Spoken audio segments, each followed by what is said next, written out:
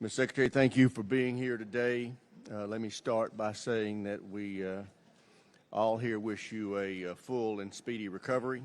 We understand you are still recovering, and sitting for too long is not the best thing for your health.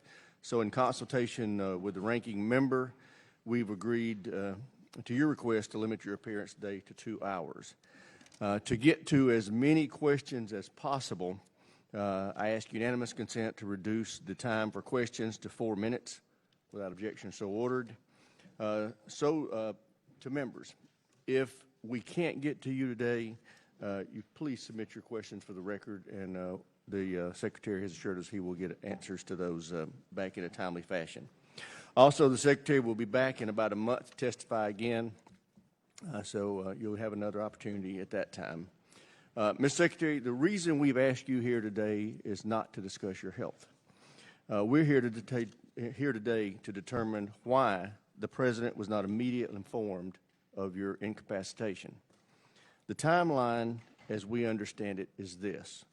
On the evening of January 1st, Secretary Austin was transported to the hospital via ambulance for complications stemming from a surgical procedure he had on December 22nd. On the afternoon of January 2nd, the Secretary's authorities were transferred to Deputy Secretary Hicks without her even being informed as to why. On January 4th, 3 days after the Secretary's hospitalization, Deputy Secretary Hicks and the President were first informed that Secretary Austin was in the hospital. On January 5th, Congress is informed of the Secretary's hospitalization.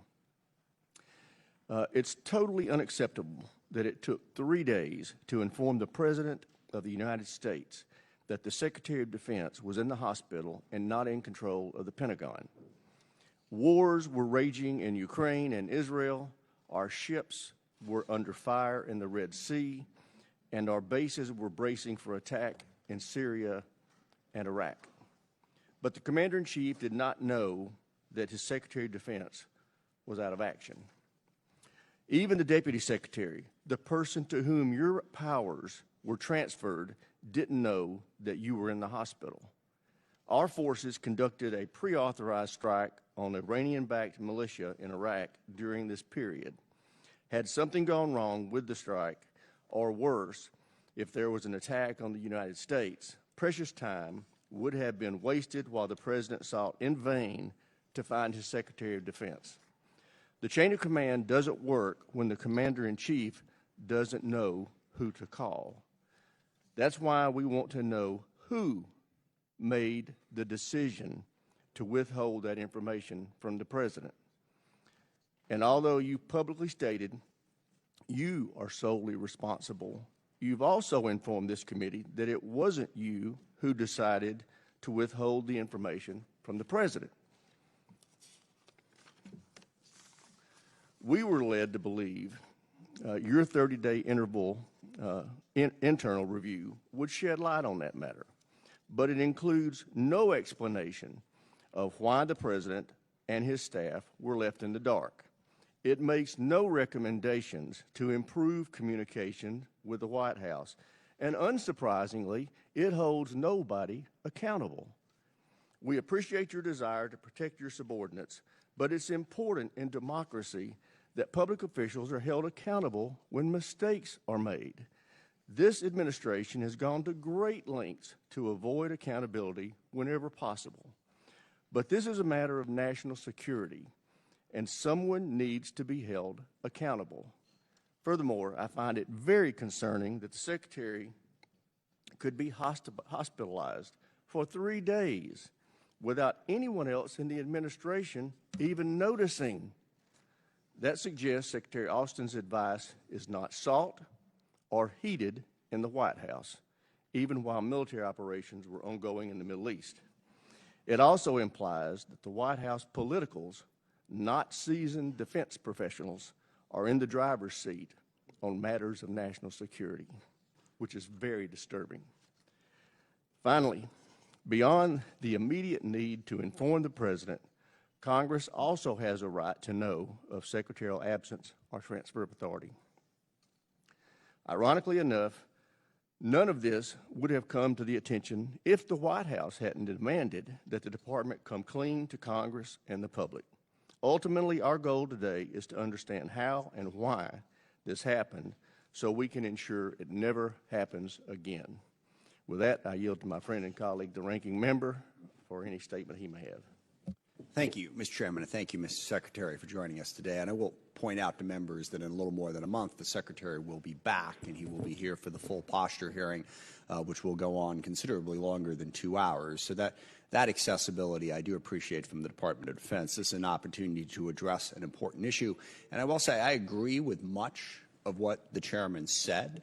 I think the lack of transparency and clear communication about what was going on with the DOD, certainly with the White House, but also with Congress and others, should not be repeated. We need clearer, more transparent information about what's going on at the Pentagon. I do want to disagree with just one thing the chairman said about how during the time period when you were in the hospital, the commander-in-chief didn't know who to call. He did. The transfer of power was made. It was made to the deputy secretary.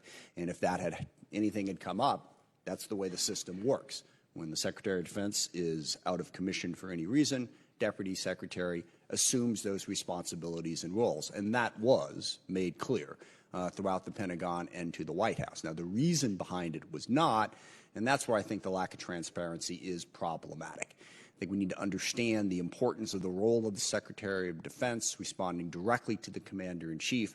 The Commander-in-Chief should have all the broad range of information about what's going on with the Pentagon, even though, again, in this instance, there was no question who was in charge in that time. The transfer was done in accordance with the law and done appropriately. So I think it is appropriate that we have this hearing, that we have this discussion, that we hear directly from the Secretary. We have to work very closely with the Secretary as well as the Department to exercise our constitutional role of oversight of the Department of Defense. So to have those open lines of communication is crucial. I thank the Secretary for being here, being willing to explain that and take those questions. I do also want to emphasize that throughout this whole process, an incredibly complex threat environment. I think that's one thing on this committee absolutely everybody agrees to. There have been few times in our history when we've faced the set of challenges that we face right now.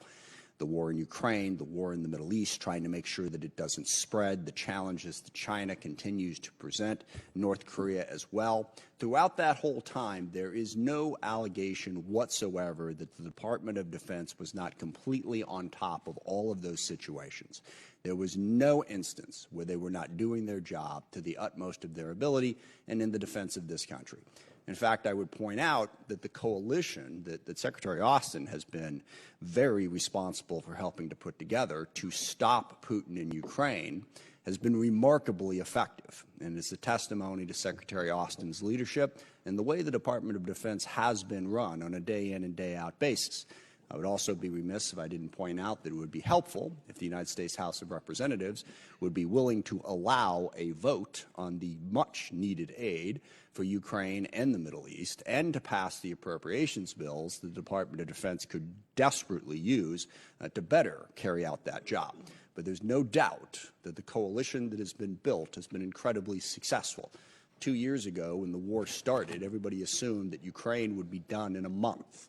Here we are 2 years later, and they are a sovereign democratic nation still, in large part because of the bravery of the Ukrainian people, but also because of the coalition that has come together to help protect them that the Secretary has led. Even in the Middle East, a chaotic and difficult situation, we have stopped that war from spreading.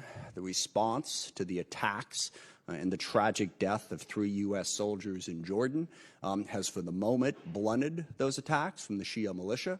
The Houthis are proving to be a much larger challenge in Yemen, but we have once again built a coalition to confront that challenge. So as we look at this question of what happened while the Secretary was in the hospital, and admittedly the lack of transparency that needs to be improved, let's not lose track of what the Department of Defense is doing right now to meet the national security challenges that we face. And with that, I yield back. I thank the ranking member. Ms. Secretary, you recognize 5 minutes for any opening statements you may have. Thank you, Mr. Chairman. Ranking Member Smith, members of the committee, good morning. I'm grateful to this committee for your continued support for the Department of Defense and our outstanding troops. The U.S. military is the most powerful fighting force in human history, and with your help, we're going to keep it that way. The department is deeply focused now on meeting the pacing challenge from the People's Republic of China, on making the Middle East more secure after the October 7th terrorist assault on Israel, and on ensuring that Ukraine can continue to defend itself against Putin's war of aggression. So as always, we are focused on the defense of our nation. But I know that Congress has some legitimate concerns about some issues around my illness. So let me start by thanking all those who've offered me well wishes after my recent cancer treatment and hospital stay. I very much appreciate your kind words, and I received world-class medical care at Walter Reed. And I want to again publicly thank my doctors and the outstanding nursing staff. They expect me to be completely cured of my prostate cancer, which was caught early. And I continue to recover, and now I want to be very clear. There was never any lapse in authorities or in command and control. At all times, either I or the Deputy Secretary was in a position to conduct the duties of my office. But we did have a breakdown in notifications during my January stay at Walter Reed, and that is sharing my location and why I was there. And back in December, I should have promptly informed the President, my team in Congress, and the American people of my cancer diagnosis and subsequent treatment. Again, we did not handle this right, and I did not handle it right. As you know, I've apologized, including directly to the President, and I take full responsibility. I'm also taking responsibility for some institutional changes to make sure that this cannot happen again. It's not enough for me to pledge to do better. The system must be postured better to make the appropriate notifications when authorities are transferred. And my staff must be ready to carry all of this out. But let me be clear, I never intended to keep my hospitalization from the White House or from anybody else. That's why we immediately instituted changes to the way that the authorities can be temporarily transferred to my deputy and to the way that notifications get made. That's also why we conducted a 30-day review of the entire process. Now, because the review deals with the continuity of operations, its drafters wrote it as classified. But of course, we've shared that review with all of you. The 30-day review made 8 recommendations to me, and I've directed that all 8 recommendations be implemented. We put 2 in place already, and we're moving out quickly on the other 6. So let me quickly summarize them for you. We've made clear that we expect full information sharing when the deputy or another designated official assumes the functions and duties as acting secretary. We've issued written guidelines for clear information sharing between my staff and the deputy secretary's staff if these scenarios arise. And we'll ensure that the department officials in the order of succession are familiar with and supported for the relevant processes. And we're moving quickly to develop a mandatory reporting protocol for personnel who support me or the Deputy Secretary in situations that might affect our ability to perform our duties and functions. Of course, we already have continuity of operations plans in place, and we'll continue to review and update those plans as appropriate. Now, even before the 30-day review, we already had made some changes. In the future, if the Deputy Secretary ever needs to temporarily assume the duties of my office, she and several White House offices will be immediately notified. That includes the White House Situation Room and the White House Chief of Staff. The key officials across the department will also be notified, including the Deputy Secretary, the Chairman of the Joint Chiefs, and the General Counsel. And the reason for that assumption of duties will be included in writing. As you saw these new procedures in action during my hospitalization earlier this month.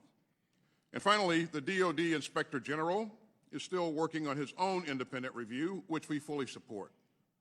Now, before I take your questions, I want to again make one thing very clear. At no time during my treatment or recovery were there any gaps in authorities, and there were no risks to the department's command and control. And from the time that I resumed my duties on January 5th, I fully participated in national security decision-making on events in the Middle East and about military operations in self-defense to protect our troops and our facilities over there. Again, we're moving swiftly to put some helpful new procedures in place to prevent any lapses in notification. And I am confident that we will not experience the same issues in the future. So let me again thank you for the opportunity to be here today and for everything that this committee does to support, to stand by the mission and the people of the Department of Defense, including their families. I know you understand this, but one of the best things that you can do right now to support them is to pass a full-year appropriation. In doing so, we'll ensure that our troops get paid, that our civilian employees can stay on the job, and that we can continue to procure and field the very best capabilities to defend our country. We need the flexibility and stability that full-year appropriations provide. Mr. Chairman, Ranking Member Smith, I appreciate your leadership on that score, and I stand ready to assist you in any way. And with that, I'll be glad to take your questions. Thank you, Mr. Secretary. The chairman now yields his question time to the chairman of the Subcommittee on Military Personnel, the gentleman from Indiana, Mr. Banks. Thank you, Mr. Chairman. Mr. Secretary, help us get this straight. At what point during your hospital stay did you or your staff decide that the president should know about your hospitalization? As I understand it, my chief of staff contacted the National Security Advisor and advised him that I'd been hospitalized on the 4th of January. At what point during your stay was the 4th of January? I'm sorry, I didn't hear you. How long into your stay was that? Well, as we've pointed out, as has been pointed out earlier, I was admitted to the hospital after you were on hospitalized? the 1st of January. Right. Okay. Yes or no, did you tell your staff not to inform the president, anyone on your staff? I never told anyone not to inform the President, the White House, or anyone else about my hospitalization. Okay, so the 30-day review summary lays a lot of blame at the feet of your staff. It seems that would appear, correct? For the breakdown in the process? You've told us that you are responsible, but the 30-day review seems to blame your staff. Well, the 30-day review pointed out that that there were some missteps, but there was never any ill intent or an intent to obfuscate. So, 1 year ago, you told me in this hearing room you had no regrets about what happened in Afghanistan. Do you regret what happened here? I've said that we didn't get this right, Congressman, and we put measures in place to ensure that the notification process is improved going forward. Mr. Secretary, who will be held accountable? The transfer of authority was who will be held accountable for this? This embarrassment. Again, I take full responsibility, and we put measures in place to address the shortcomings. Are you surprised the president didn't call for your resignation? I'm surprised, but are you surprised that he didn't call for your resignation? The president has expressed full faith and confidence in me. So you're not surprised that he didn't call for your resignation. Is it typical that the president would go 3 days without talking to his Secretary of Defense? Is that typical, or is that a regular posture? Do you usually go days without talking to the commander? I mean, that can happen. It depends on whether or not the president's on travel. If I'm on travel, there are times when we do go days without direct communication. So the big issue for me here is either the president is that aloof or you are irrelevant. Which one is it, Mr. Secretary? That the president would go 3 days without knowing that his Secretary of Defense is not on the job? It's neither. The president is not aloof, and I am. I participate in all of the. Let me ask you this. Well, on January 2nd, while you were in the hospital, President Biden was vacationing in the Caribbean. Your deputy, who the president didn't even know had operational control, was on a beach in Puerto Rico. What kind of message does that send to our adversaries? The key piece is that, number one, the deputy has the ability to, she has access to secure communications. She has the ability to participate in decision-making processes from wherever she is. Mr. Secretary, our adversaries should fear us, and what you've done has embarrassed us. And let me sum this up by this. A leading Chinese propaganda outlet said that what happened to you exposed, quote, internal chaos. A leading Russian propaganda outlet said that your disappearance, quote, effectively compromised the chain. Gentleman's time's expired. They should Chair be now afraid of recognizes us. the You've chair. embarrassed us. Mr. Chair now recognizes the ranking member. First of all, let me say it is not remotely surprising to me that the Chinese and the Russians are not going to say anything positive about us. That doesn't come as a surprise to me. They seize on every opportunity to attack the United States. So I don't really take their word for what was going on. And a couple things to drill down on. One is it is fairly routine that the Secretary of Defense will be in places where you are not able to do everything you need to do, and that authority is transferred. And I think a lot of people don't fully understand this. So can you walk us through, I mean, how often does it happen that you are in a place where you can't be as responsive as you need to be so that you pass the authority on to your Deputy Secretary? Thanks. As pointed out in the 30-day review, there have been a number of times in the past where we transferred authorities because of my inability to have access to secure communications. And then once I had the ability to have access again to secure communications, that was transferred back. So that, and the number of times that that's happened is outlined in the 30-day review. And was there, again, just to emphasize, was there any time during this process, in the first days of January when you were in the hospital, any time whatsoever when the Deputy Secretary wasn't in a position to fully carry out the responsibilities of the Secretary of Defense? Regardless of whether she was in Puerto Rico or Bermuda, Mexico or Mar-a-Lago or wherever, she was in a position to carry out all of the authorities that she had as the acting Secretary of Defense in that instance, correct? She is legally and logistically positioned to assume the functions, and she was, you're right, in a position to be able to support the president as chief of staff, as he made decisions. So, Commander in Chief. So, she always has secure communications with her, just like me, and she has the situational awareness that's needed to be able to make effective recommendations to the president, and she, working with the chairman of the Joint Chiefs and also the combatant commander, would propose options for the president in any situation. Certainly, and one of the things I want to emphasize as this hearing goes forward is not to use this to the advantage of our adversaries, to use it as a partisan attack. There was nothing embarrassing about what happened here. There was nothing that makes us appear weak. The United States, as all of this was going on, as has been pointed out, was carrying out strikes against our adversary in order to protect our force. We were doing everything that we needed to do to meet the national security needs of this country. And if members of this committee incorrectly imply otherwise, they are merely giving aid and comfort to those adversaries that they claim to care about confronting. And I will also, one more time, emphasize that if we care about confronting our adversaries, rather than nitpicking the Secretary of Defense about his precise process in this situation, we should go ahead and pass the National Security Supplemental that the Senate has passed with 70 bipartisan votes to precisely meet those national security needs. Whatever Russia and Chinese propaganda machines may be cranking out about this situation, I assure you it pales in comparison to what they're cranking out about the fact that they think the United States is getting ready to abandon our ally in Ukraine.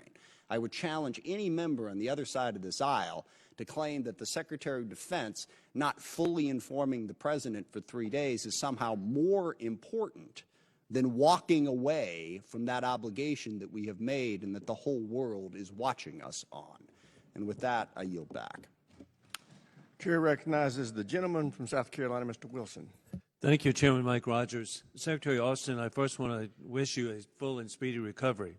And sadly, we're here today because of the failure to properly communicate Directive 3020.04 of the Department of Defense, which is critical information requirements through the chain of command to President Biden. As a grateful veteran myself, along with you, of the American Armed Forces, we both understand the crucial role of the chain of command to provide time-sensitive information to make the right decisions at the right time. When communications fails, there is an increased risk to mission success, but more importantly, increased risk to the servicemen and women For this, to me, it's personal. As a 31-year Army veteran myself, having 4 sons who served in Afghanistan, Iraq, and in Egypt, and currently my district director is deployed in Africa, I just take this personally with the South Carolina National Guard, that your service is just so critically important. And I appreciate having worked with you before your appointment, and we need your proven capabilities more than ever, as we are in a war we did not choose, of dictators with rule of gun invading democracies with rule of law. It began February 24, 2022, with war criminal Putin invading Ukraine. On October 7, 2023, Iran puppet Hamas invaded Israel as the Chinese Communist Party threatens Taiwan. Sadly, Biden opened borders for terrorists, makes imminent more 9/11 attacks across on American families, and we need our state National Guards to be ready for duty. Every family actually should have a rally point when communications are cut with an attack. With the current global threats, today there are attacks on America and our allies by Iran in the Middle East. Would the lack of proper communications degrade our ability to respond? Again, I would emphasize that there was never a break in command and control. We transferred authorities in a timely fashion. What we didn't do well was a notification of senior leaders. So, and we put measures in place to fix it. I deeply regret the response we had was ineffective by delaying a response, and it should have been an immediate response on launch sites, and it should have been very effective, and there should have been no notice. And so what was done really has put American families at greater risk. And as I conclude, I want to express our sympathy for the family of Alexei Navalny, who was assassinated by war criminal Putin. His widow, Yulia, is a hero for the oppressed people of Russia. I yield back. Chair now recognizes the gentleman from Connecticut, Mr. Courtney. Thank you, Mr. Rogers, and thank you, Mr. Secretary, for being here today and for your 40-plus years of service to the defense of our country. Again, just to sort of walk through one more time about the fact that there was no gap in terms of authorities and who was in control of the department. You went into critical care on January 2nd. Your staff then executed the law in terms of notifying the Deputy Secretary of Defense that she was in charge, and as a result, I mean, it was seamless. There was just never any moment where there was any absence of authority within the department. Isn't that correct? That's correct, sir. And again, it actually was the Armed Services Committee back in 1962 that passed the law that, again, made this process happen, again, without any action, special action of the Secretary of Defense. It's different, actually, than the 25th Amendment of the Constitution, where if a president is going to go under anesthesia or is incapacitated, it actually says in Section 3 of the amendment that there has to be a voluntary surrender. Again, going back to President Reagan, he actually executed documents, filed it with the Congress, notifying that that was going to happen. That's not the way the law works for the Department of Defense. Again, it happens, again, if the Secretary is unable to perform duties, then that's it. The Deputy Secretary is in charge. Isn't that correct? That's correct, sir. And then on January 8th, before even the 30-day review or any of the recommendations, you already moved to put into place a regulation that basically states that this now will be communicated in all instances to the President of the United States, so that the whatever confusion surrounding the lack of communication now has been now codified at the department to make sure it doesn't happen again. Isn't that correct? That's correct, sir. And we had the opportunity to put those procedures in play when I went back to the hospital on February 11th, and it was there was timely notification in a seamless fashion. So speaking of gaps, let's talk about the supplemental, because on February 13th, the United States Senate, actually by a vote of 77 to 21, it was more than the 70 votes that my friend Mr. Smith cited, overwhelmingly endorsed a package which will provide $60 billion to Ukraine, who is in a very dire state today. So 16 days later, we're here in this room. We're thankfully looks like we're going to move forward on a FY24 final package soon. But the fact is that nothing has happened in the House to follow up what the Senate did. The Speaker explicitly said he will let the House work its will in terms of next steps with the supplemental package. I think everybody in this room knows if the bill was brought to the floor, we would get an overwhelming majority vote, pretty darn close to 2/3. I've talked to some Republicans who said it would be 300 votes. What's the risk? What's that risk of that gap in terms of our national security and helping our allies?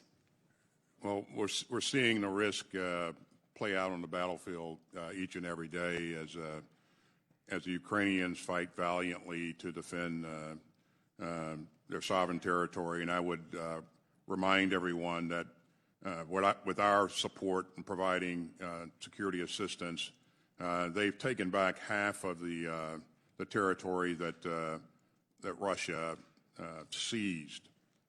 But each and every day, we see the Russians continuing to push and make incremental gains, and that's very troubling. And without our support, the Ukrainians will be outgunned in terms of artillery, and they'll also be at risk because of the lack of adequate air defense. Gentleman's time's expired. Chair now recognizes the gentleman from Ohio, Mr. Turner.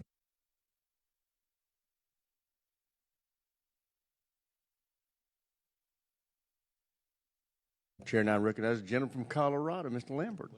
Thank you, Mr. Chairman, and for having this hearing. Mr. Secretary, we do wish you a speedy and full recovery.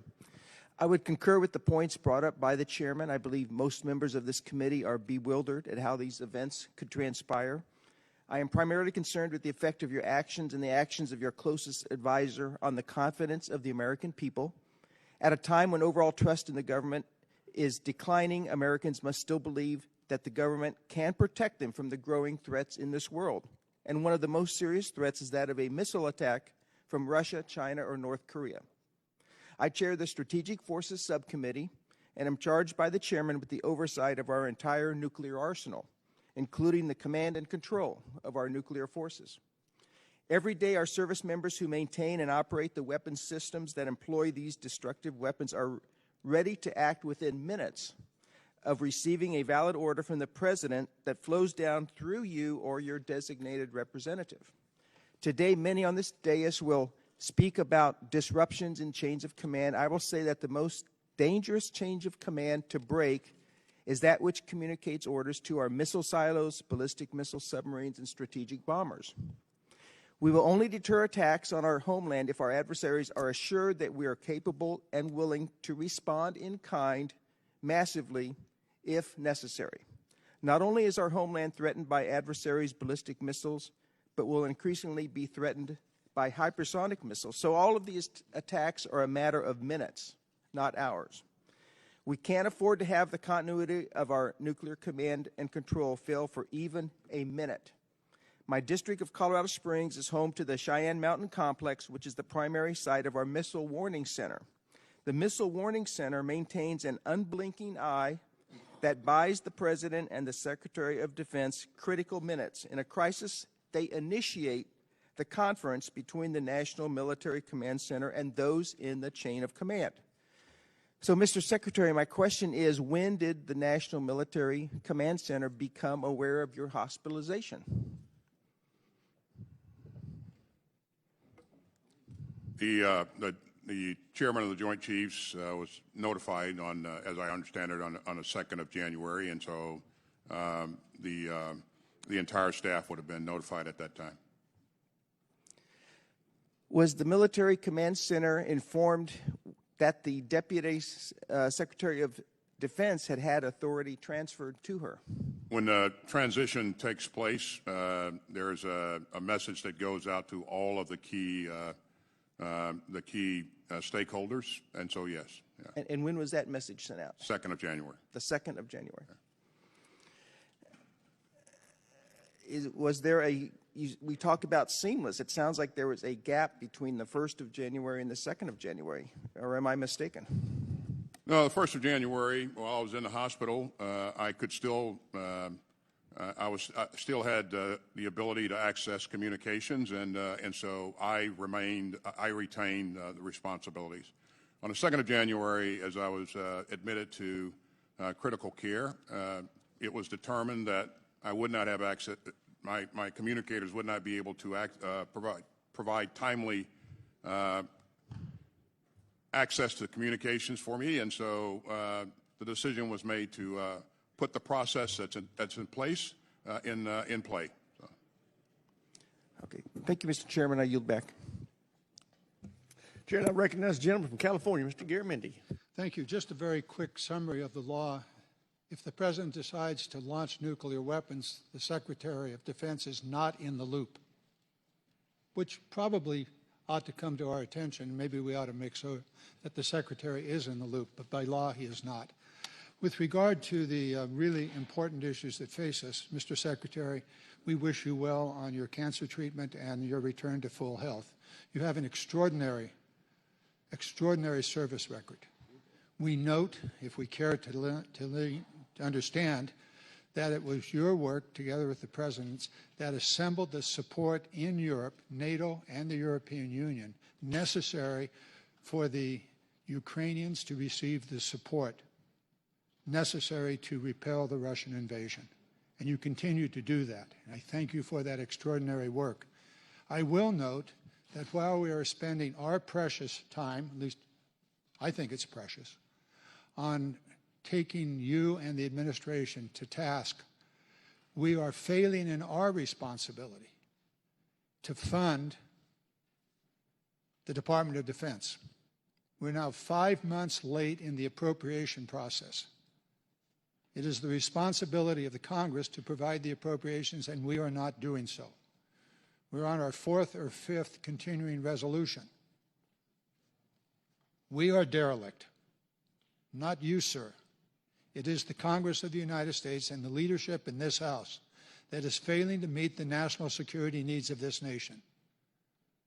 In the appropriation process, October, November, December, January, and February have passed, and we've not done our work. And we're spending our time here taking you to task. That's wrong. We're failing. Let me put it this way. The leadership in this House is failing.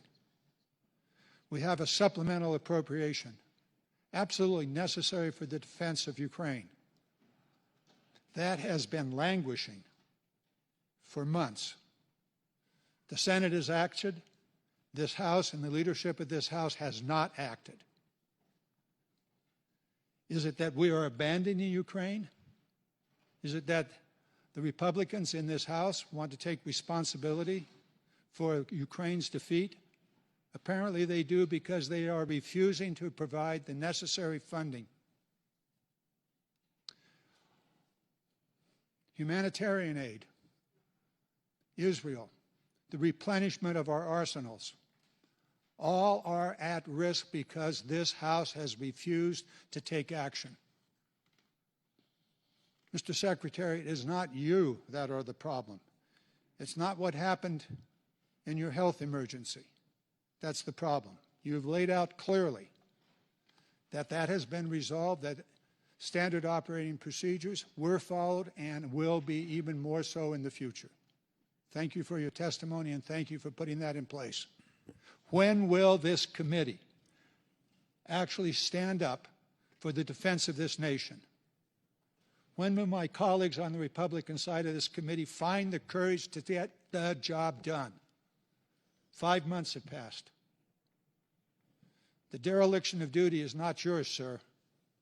The dereliction of duty is right here on the dais. Mr. Secretary, 17 seconds. If you'd like to comment on the necessity of getting the job done, please do so.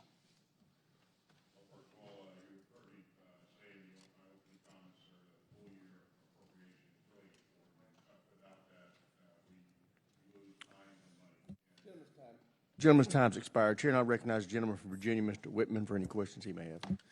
Thank you, Mr. Chairman. Mr. Secretary, we wish you, again, continued recovery from your surgery. I'd like to go through a series of questions just with your reflection and yes or no. Is it standard operating procedure for your security detail to notify in real time the National Military Command Center? To my knowledge, my security detail does not notify the National Military Command Center of my So, work. so it's not standard operating procedure for your security detail to notify the National Military Command Center? That's right. So. Okay. Well, if it's not standard operating procedure, and you said earlier that you have mechanisms built in to make sure that transference of power takes place from you to the Deputy Secretary, then how does your security detail then close the loop in getting information to the right place? And how is the decision made that the Deputy Secretary was then in charge?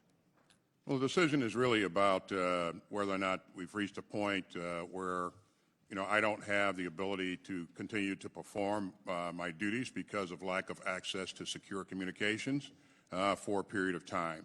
And that triggers the process that's established being followed, and that happened pretty quickly, and I think that they made the right decision. So if it's not standard operating procedure then for your security detail to notify the National Military Command Center, which is the nexus for how information gets to the right place, so when issues of national security come up, the White House is informed because it's the National Military Command Center who's in charge of informing the White House.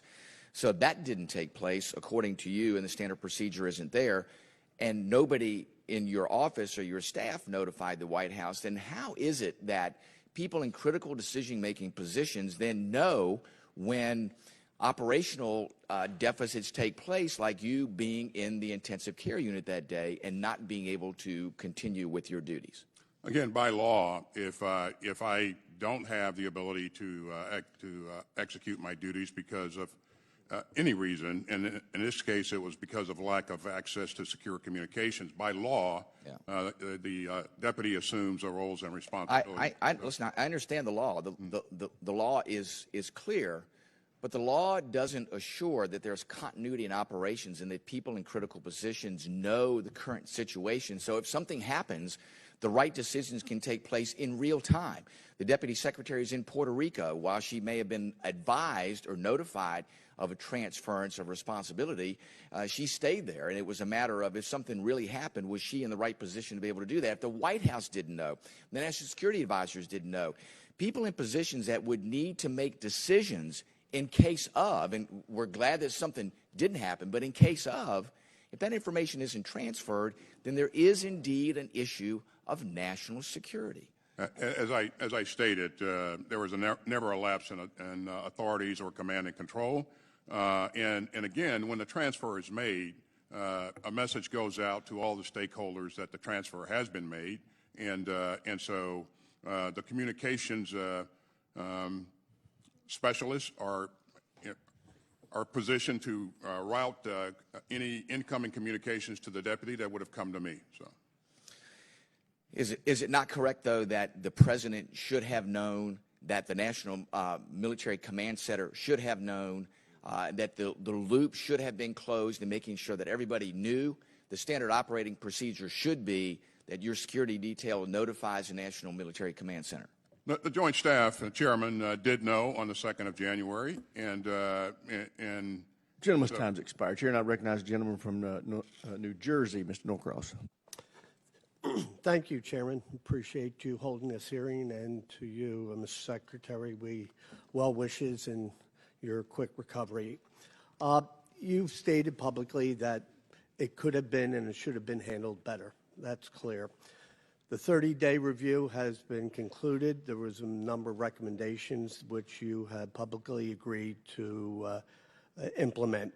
And you went further to talk about the Inspector General is also conducting that, and we look forward to it. And there should be a robust discussion. What there shouldn't be is partisan bickering and is trying to turn this into a political football. The idea of command and control of our military, of the defense of this nation, is of the highest priority to the men and women who serve here in Congress, those who wear the uniform, and certainly to every American who cares about that. I want to make sure that we fully understand, because apparently there is some doubt that there might have been a break in the command and control of our forces. Would you clearly state, for the record, was there ever at any time a break in that command and control? There was never a lapse in authorities or command and control. Because we understand that in the event that there was a national emergency, there was a kinetic conflict going on, there are a set of policies that take place in the event that there is ever a gap. If something were to happen to yourself or those below you, there is an immediate way of addressing that. And to go one beyond that, when it comes to nuclear command and control, there is very specific. And I have sat on that committee where we talked about, in the event that the president is not available, the vice president, there are clear and very specific steps that take place. Isn't that true? That's correct. So here we are. If this were to happen in a situation of somebody that you have control of that you didn't know, how would you have handled the situation? If something like this happened to a subordinate of mine? Yes. Well, first of all, I would be concerned about that subordinate's condition and welfare. And again, I would try to gain some understanding of what happened, and then I would ensure that we put measures in place that don't allow it to happen again, and that's exactly what we did here. And I would tell you that the president was foremost focused on my welfare, and then and ensuring that we had the right measures in place to streamline communications and to make sure that we were able to respond to anything in the future. So as we are reviewing this, as we should, are there any other items that were not recommended to or lessons learned that you could share with us? We're a learning organization, Congressman, and there may be things that we encounter in the future or we consider in the future that need to be adjusted or changed. And as we encounter those things, we will adjust. But as a start, I think putting these 8 recommendations in place will help. We'd already done some things ahead of time to ensure that notification occurred in a very timely fashion. But if we learn more things going forward, we will adjust as needed. Thank you, and I yield back the balance of my time. Chair, and I recognize the gentleman from Georgia, Mr. Scott. Thank you, Mr. Chairman. Mr. Secretary, I certainly wish you a speedy recovery. I want to focus on the December 22nd date. That's the one I have the most difficult time with. I understand the other one was an emergency procedure where you were taken by ambulance to the hospital, if I'm correct. Is that right? The January procedure was emergency. The January event was an emergency. I took an ambulance to the hospital. That's right. But the December 22nd date, when did you know that you were going to have surgery on December the 22nd? Well, I scheduled that surgery about a week prior to the actual surgery. Okay. I could lock in a date, and I took leave in order to do that, and I made sure that we transferred authorities to the deputy that day, and I resumed my duties the following day. Okay, so you took leave, but you knew that you were going to take leave a week before the 22nd, correct? That's right. That's whenever you scheduled the surgery for the 22nd. That would be when you knew. But she was not notified until the day of the procedure. Is that correct? This was coordinated several days before, so I don't know the exact date when she was notified. But okay, well, according to what we have, it appears that she wasn't notified. She was basically transferred the authority, but wasn't given the reason for the transfer of the authority. And I guess that's the thing I have the hardest time with is not the emergency procedure, but it is knowing a week in advance that you're going to be under anesthesia, out for 48 hours, give or take some time there, and why she wasn't notified at that time that she needed to be prepared to receive the authorities at that stage. My understanding is that she was in Puerto Rico, not in continental U.S. at that time. Is that correct? That's not correct. Okay. 22nd, she was in the States. Okay, she was in continental. Okay. I just think when we know that you, as the Secretary of Defense, there are 435 members of the House, 100 members of the Senate, but there's one Secretary of Defense. When we know that you're not going to be capable of making the decisions, that the sooner the person who is going to be in the position knows what and why, I think the better we as a country are from making sure things have happened or happen the way they should. I respect you. I wish you a speedy recovery. That's my primary concern. The emergency procedures, I think we've lessons learned the hard way. Won't happen again, no matter who's in the seat. I want to say this with regard to some of the comments that have been made about Republicans and who we want to win in Ukraine. Let me assure you, we want the Ukrainians to win, and we want Putin to lose. But one of the key things that many of us have asked for, that have voted for the Ukrainians repeatedly, is the enforcement of the sanctions against Russia. And simply sending the Ukrainians weapons or money is not going to win the war against Russia and Putin. The sanctions have to be enforced. That is something that I have personally asked for in the package that's coming to the floor, and something that I think those of us who know the issue recognize it's more than just weapons and money that Ukraine has to have to win the war. With that, Mr. Secretary, I wish you the best and certainly keep you in our prayers. Chair now recognizes the gentleman from Arizona, Mr. Gallego. Thank you, Mr. Chairman, and thank you, Secretary Austin, for joining us today. Secretary Austin, I would like to thank you for your service and steadfast leadership, especially at this challenging time, and to express my wishes for you to have a full and speedy recovery.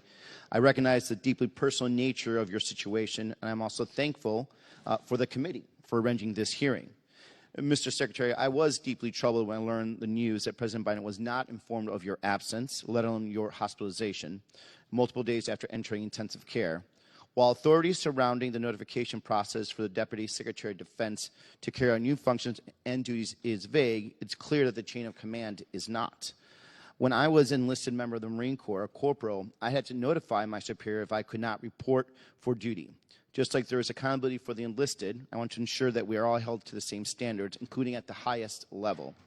So you can understand why the situation is very concerning to me and why I believe strongly that Congress should conduct robust oversight.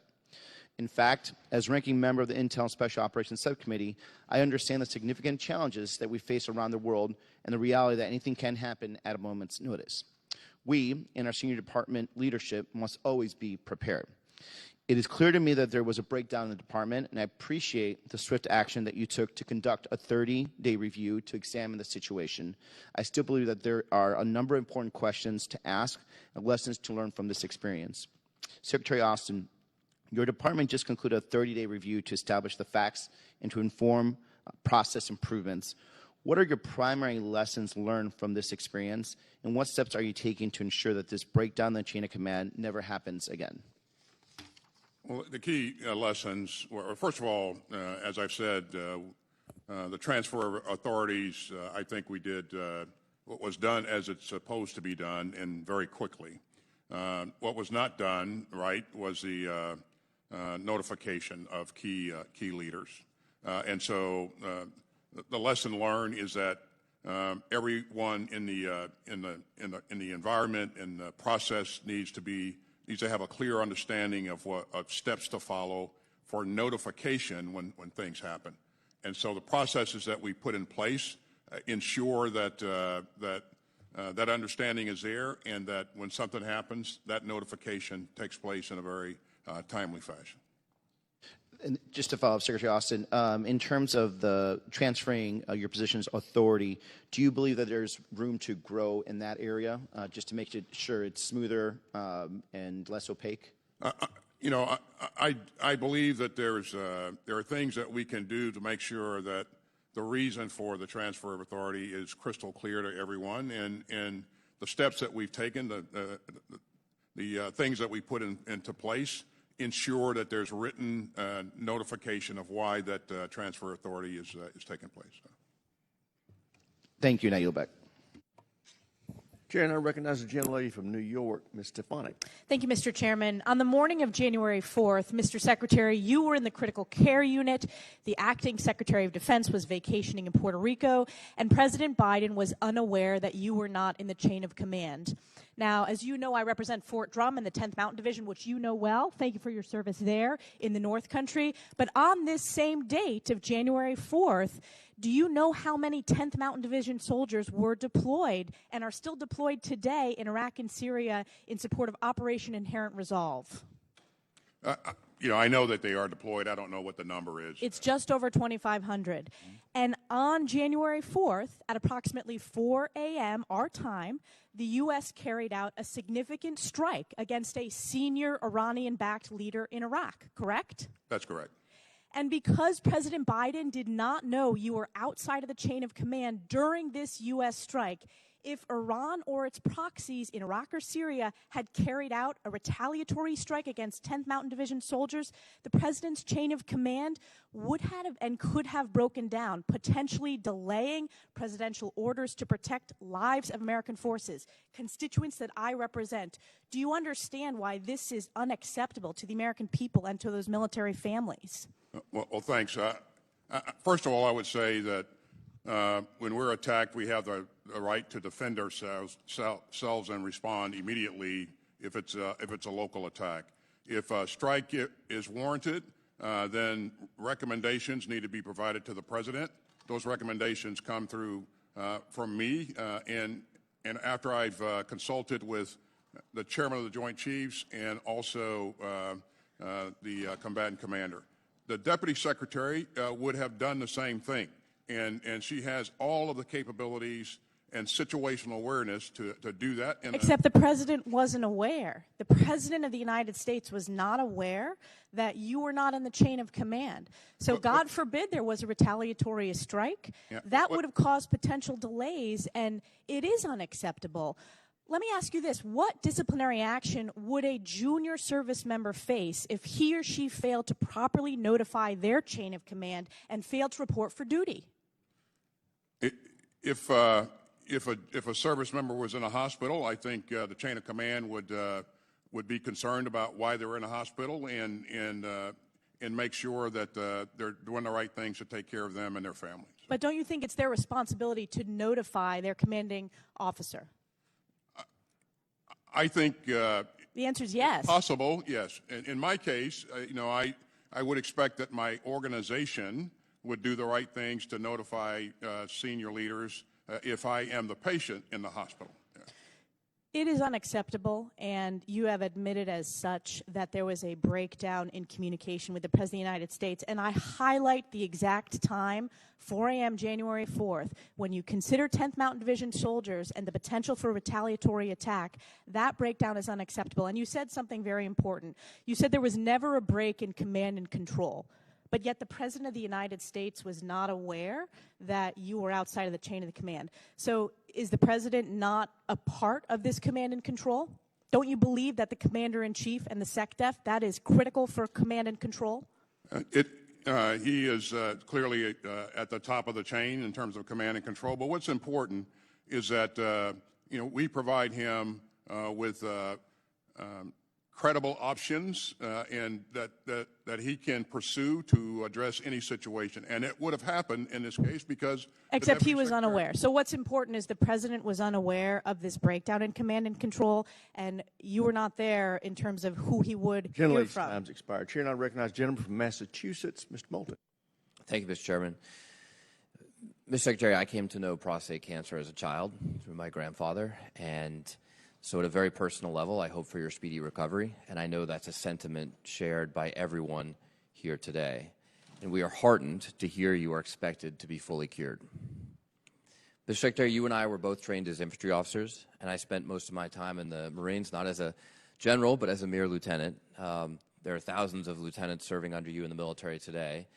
How would you advise a lieutenant to handle a situation like this with his or her command? A situation in which they had one of their subordinates hospitalized, or a lieutenant himself or herself were hospitalized. Well, I advise the lieutenant to make sure that they're doing everything to learn more about what happened, and also to ensure that we're taking care of that particular soldier.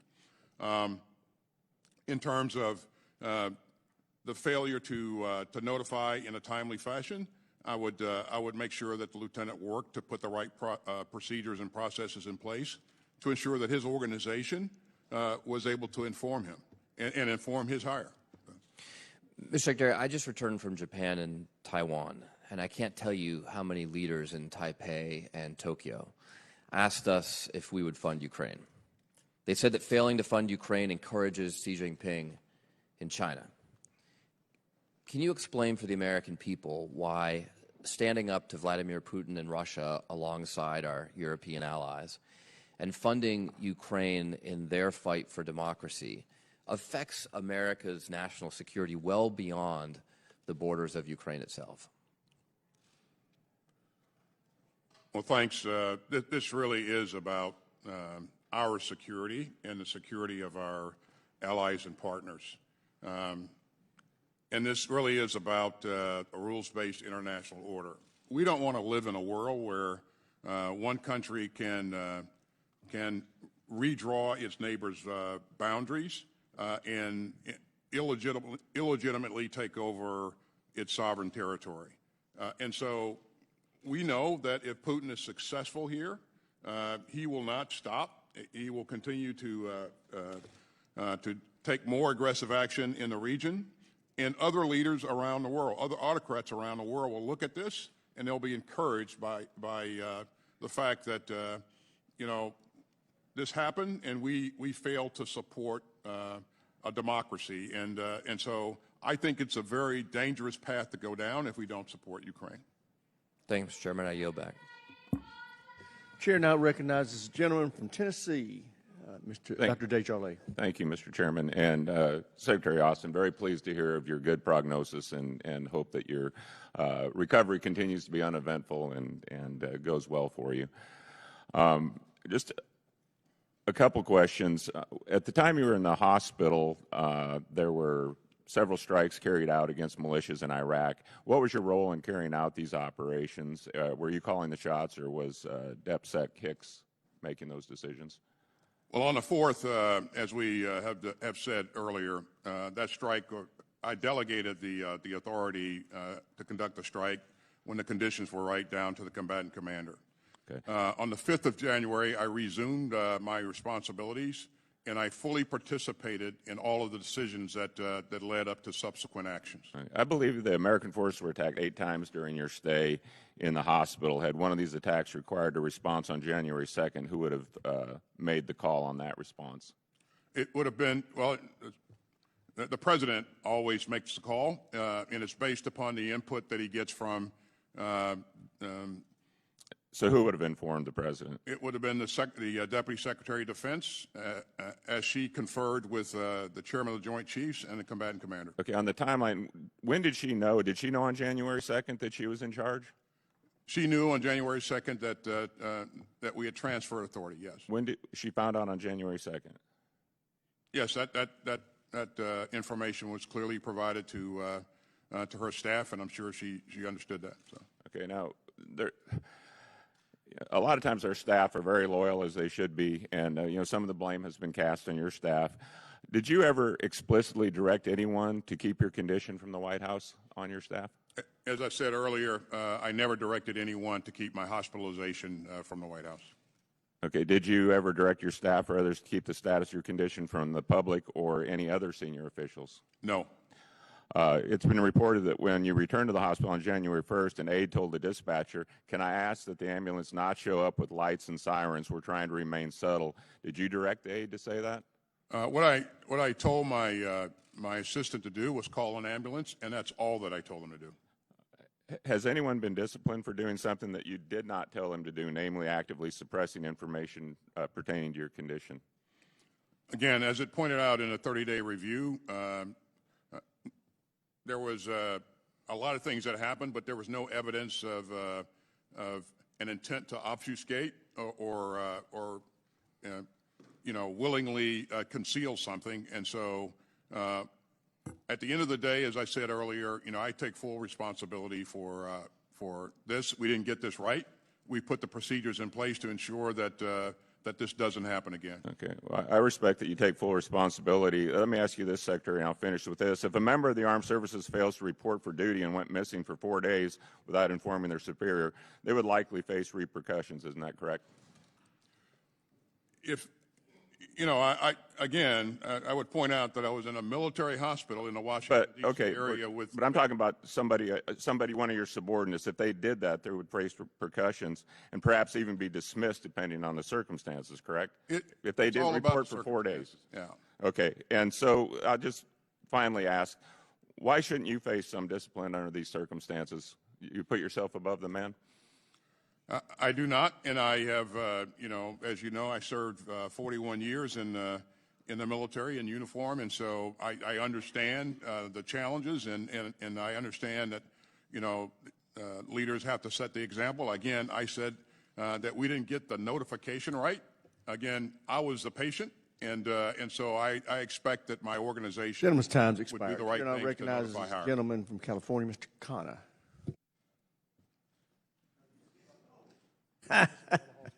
Mr. Carvajal is here. Thank you, Mr. Chairman. Gentleman is recognized. Thank you, Mr. Chairman. Secretary Austin, thank you for being here today. There's no denying the situation regarding your health was not handled perfectly, and you've acknowledged that. That being said, to my knowledge, no laws were broken. There was no lapse in your ability to carry out your duties as Deputy Secretary Hicks was transferred authority in a timely manner. And it does remind me of when Democrats were in charge in October 2020, when then President Trump was telling the American people, downplaying COVID, telling the American people not to take the vaccination, telling the American people not to take certain treatments, but rather maybe Clorox or some things like that. And then lo and behold, he got really ill and was taken to Walter Reed. Democrats didn't have a hearing to talk about how serious it really was that got to take him to Walter Reed and what that meant as commander-in-chief for our country. So I just point that little example, how we didn't have a hearing about that because we felt, as important as it was, there were other systems in place. And while the situation could have been handled better, hindsight is 2020.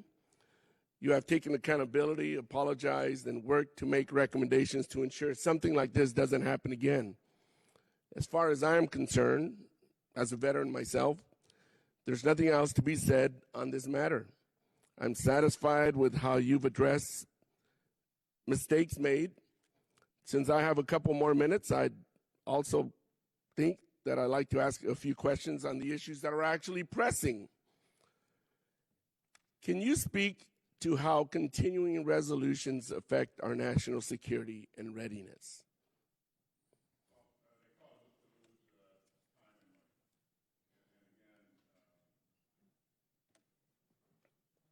Sorry, they cause us to lose time and money.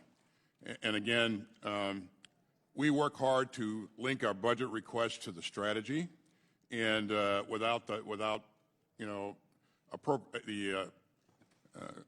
full appropriation, we can't fully execute our strategy. And so this will cost us probably, if it's a full year continuing resolution, it'll cost us somewhere in the neighborhood of a $25 billion cut overall. And that doesn't allow us, in some cases, to fund critical programs and resource weapon systems and munitions that are critical to not only Ukraine and to replace the things that we're providing to the Ukrainians and the Israelis, but also allow us to build up our stocks for contingencies going forward. So it is a serious thing that I think that hampers our ability to execute our strategy. So. Thank you. I think every member on this committee is well aware of the threats we are facing globally, from Russia's illegal invasion of Ukraine to terrorist attacks against our ally Israel. As we start writing this year's NDAA, in your opinion, what do you think should be the committee's top 2 or 3 priorities? Well, you'll always hear me say that in terms of what we are focused on, China's our pacing challenge, Russia's an acute threat, and you know we really have to pay attention. Gentleman's time's expired. Chair now recognizes a gentleman from Mississippi. Mr. Secretary, I also want to wish you a full and speedy recovery. That being said, I would argue that the protocols that were in place on January the 2nd were adequate. It was a failure of leadership in implementing the controls and protocols that were already in place. I've also served close to 40 years in the military service, and I can tell you that if the CNO would have done this and just disappeared for 3 days, there would be actions and consequences, maybe not to him or her, but to the person who did that. If the Commandant of the Marine Corps did this without reporting upward, there would be consequences. If a private soldier or a sailor or Marine would have done this, or an airman, there would have been consequences. They may not have been discharged from service, but there would have been consequences. You know, and the fallacy of this committee to sit here and say we should be talking about other things. Let me tell you what, when Senator Tuberville did the blockade of the service chiefs and their stars, I heard the administration, I heard the Democrats on this committee say it is dire national security risk if we don't get these people confirmed. However, there was a chain of command at all times, that we knew who the acting commandant was, we knew who the acting CNO was, so there was none. I don't think there was a threat to national security because of this, Secretary Austin. I don't think that there ever was. The places and protocols are in things. I do, however, think it was an extreme lack of leadership at some level, and I hope we identify that and there are consequences. And with that, I yield the balance of my time to Mr. Morgan Luttrell. Thank you, Mr. Gilley. Mr. Secretary, I'm glad that you're feeling better. To my colleagues' points, this is the military. Good order and discipline and good communication is our baseline. It's the profound foundation that we build ourselves off of. And I know through your 40 years in the military, you've obviously had to relieve somebody of command. You've had to remove people from leadership positions. I think is that a fair statement? Yes, sir. And you've mentioned a few times that an individual that would be in your circumstances that are sick and put into and taken to the hospital. I've had that happen in the commands that I've served in. And what the leadership did at any given level, leadership would remove that individual from that leadership position. Number one, for the well-being, but number two, for the continuity of force, in case you need to be forward deployed, in case communication has to go by, with, and through you, sir. And you say the notifications, the proper individuals were notified. And I understand that. But as I play this out in my head, if the president was to call you, which I'm assuming he called you directly on your phone, and you don't answer, and then he calls somebody in the Pentagon and say, "Hey, where's the secretary at?" And they say he's in the hospital. All right, then the bubble blows up. They're like, "Why is he in the hospital?" So you see how the spider web could fracture and go in 1,000 different directions. And my concern is that in your position, you're at the highest level, sir, but anywhere underneath you, you would have written these guidelines to take care of this problem set itself. But yet now we sit in this position where the problem lies on your shoulders. So when we talk about responsibility and accountability, this right here is setting a standard, sir, because of how this itself played out. As a lieutenant, if I was caught in this position and my commanding officer relieves me of duty, the first thing I'm going to do is say, "No, sir." The Secretary of State went through the exact same position I'm in right now, and I need to stay in my position. And now there's a leverage point that doesn't need to exist in the military at all. And that's just the perspective I have. You can respond to this if you want, but remember, at your level, it is a razor-thin line of communication that cannot be broken. And that happened, sir. It did. And again, you are setting the precedent for everything down inside our vast organization. Gentleman's time's expired. Chair now recognizes the gentleman from California, Mr. Cotta. Thank you, Mr. Chairman. Mr. Secretary, about how many Palestinian women and children have been killed by Israel since October 7th? It's over 25,000. Mr. Secretary, last week, the UN High Commissioner for Human Rights warned that any transfer of weapon or ammunition to Israel violates international law. About how many precision-guided munitions has the United States given Israel since the beginning of the war? I don't have that number at my fingertips, but we have endeavored Mr. Secretary, it's about 21,000 precision-guided munitions to Israel since the start of the war. Secretary Austin, last week you spoke to Defense Minister Gallant, and you said clearly there needs to be a plan to ensure the safety and support of those sheltering in Rafah before any military operations proceed. National Security Advisor Sullivan has said he has not seen any plan yet. John Kirby said it would be a disaster to invade Rafah. If Netanyahu defies the United States and invades Rafah, will you commit today that you will halt any future military sales to Israel? Obviously, sir, that's a presidential decision, but we expect that. And by the way, I spoke to Minister Gallant last night, and I expect that when we provide munitions to allies and partners, that they'll use them in a responsible way.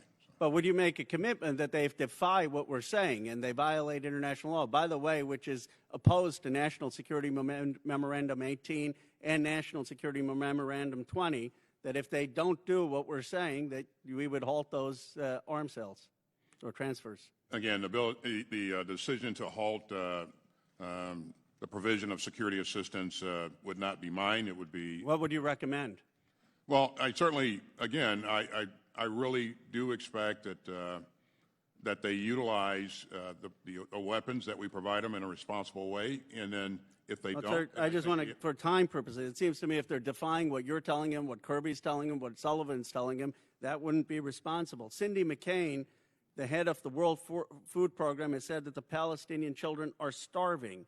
Extremist settler Stomrich, Israel's finance minister, stopped American flour, which our taxpayers paid for to get into Gaza.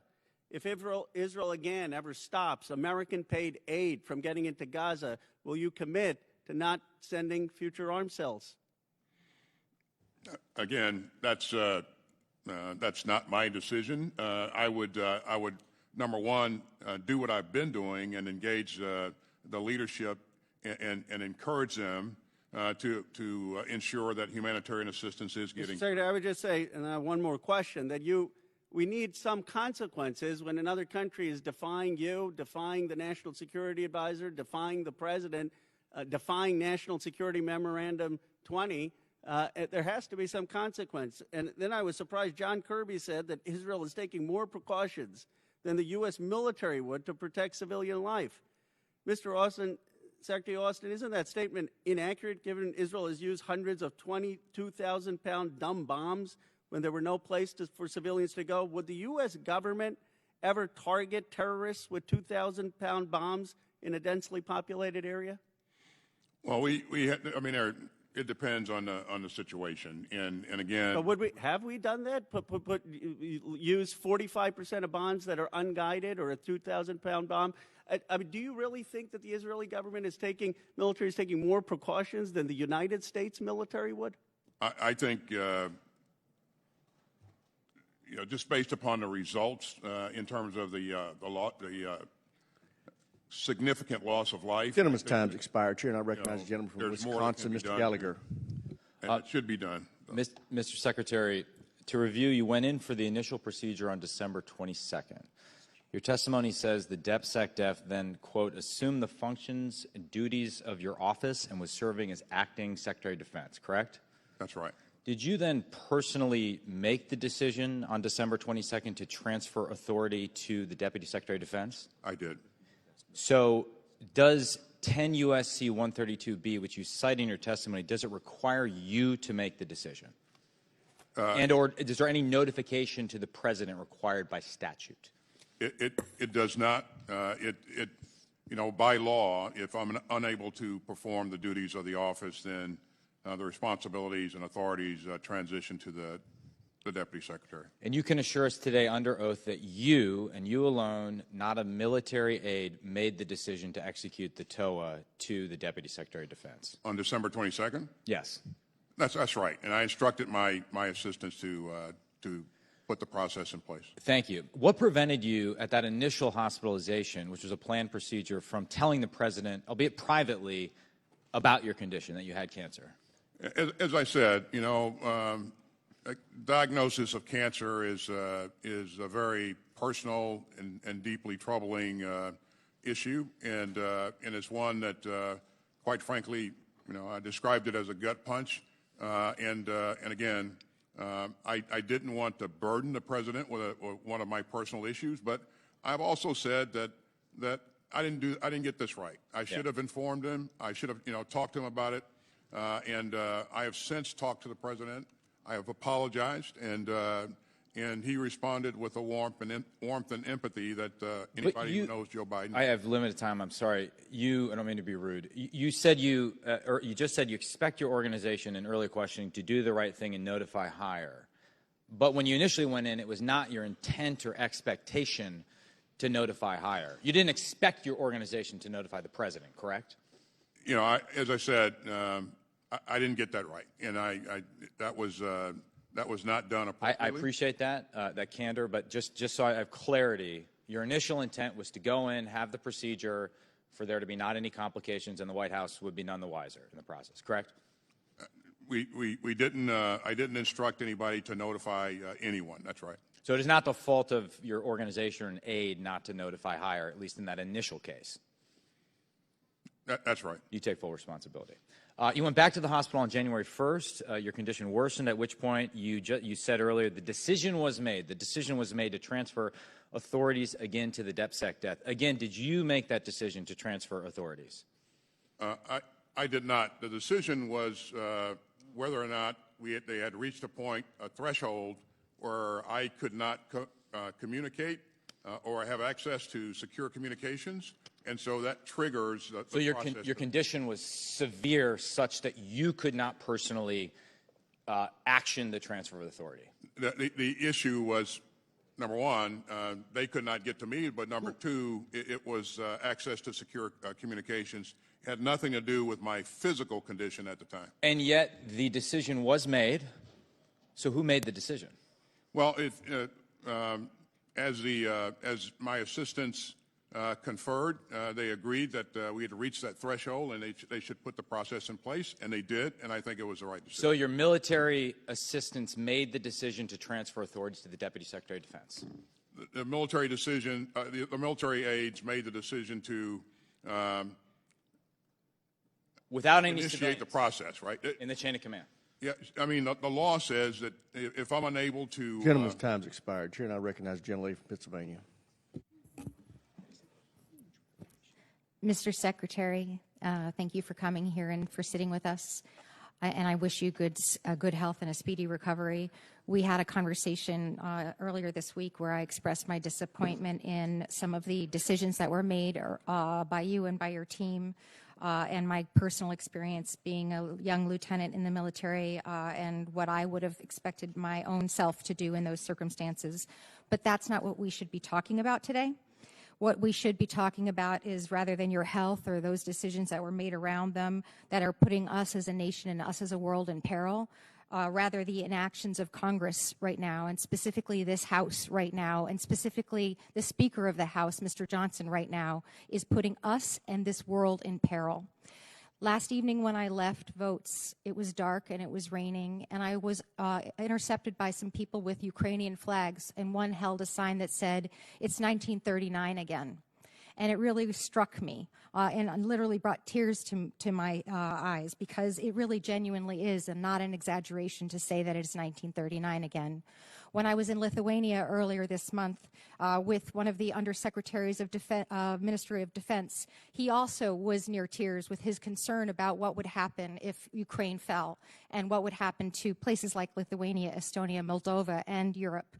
When I was recently in the Horn of Africa with a gentleman who had served honorably in our military and was now a contractor with our defense services, he bemoaned, was worried about the fact that he would not allow his now 15-year-old ever to serve in the military for fear that he would die in combat. Because I believe he was thinking that because it is indeed 1939 again. So what are we doing? We are sitting here for hour upon hour of time that the 50 of us and the 435 of us could be spending voting on things like Ukraine and the Ukraine supplement so that we can prevent 1939 from happening again. So my questions to you, real briefly, is whether you could reflect on how our allies are perceiving this from a DOD's perspective, and whether you are concerned whether Russia might continue on in its war in the continent, and whether she is watching. Our allies are troubled by the message that we're sending in a failure to support Ukraine, and certainly it has impacted the morale of the Ukrainian troops. It is if we continue down this path, it'll be a gift to Putin, and we certainly don't want that to happen. And then as others look at this, they will question whether or not we are a dependable ally or dependable partner, and that's very troubling for us as well. So I only have a little bit more time, and I don't frankly think I need all of it, because in hours, just mere hours, this House will adjourn yet again, having accomplished literally nothing. We will not have voted for the supplemental. We will not have voted to support you in the DOD through proper appropriations. History will and history should judge us, our inactions.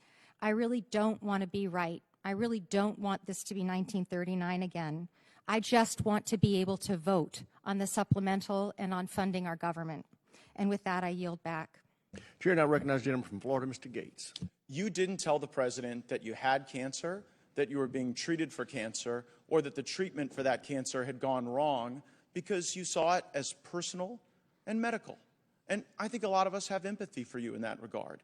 But now that you see how personal medical decisions are, will you call for the re-recruitment, restoration of full rank and back pay for the 8,600 service members who were vax mandated out of the military? No, I won't. So on March 4th, 2021, you authored a memo. It was entitled Message to the Force. And in that memo, you said that there would be clear and swift accountability for anyone who didn't meet the highest standards of the Department of Defense. Now, however this worked out, we all acknowledge that what you did here didn't meet the highest standards, right? You made a mistake.